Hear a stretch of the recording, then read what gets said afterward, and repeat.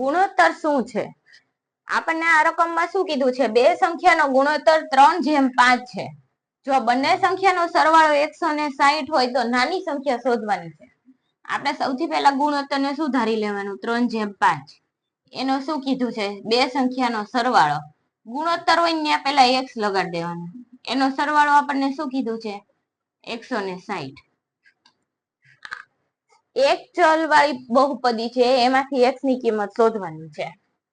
3x + 5x = 8x. 160. તો x ની કિંમત આપણને મળી જાય. 8 દુને 16. x ની કિંમત કેટલી થઈ? 20. આપણને શું શોધવાનું કીધું છે? નાની સંખ્યા શોધવાનું કીધું છે. નાની સંખ્યા બરાબર 3x. ધારો કે નાની સંખ્યા, પેલા એવું બધું એક માર્કમાં લખવાનું નહીં. ધારો કે નાની સંખ્યા 3x છે, મોટી સંખ્યા 5x છે. નાની સંખ્યા કેટલી છે? 3x. x ની કિંમત કેટલી? 20 એટલે 60. હવે માનો કે તમને મોટી સંખ્યા પૂછી હોત તો મોટી સંખ્યાની અંદર શું ધારવાનું આવે? એનો જવાબ તમે મને ફટાફટ કાઉન્ટ કરીને કોમેન્ટ ની અંદર જણાવો તો કે મોટી સંખ્યા કઈ થાય.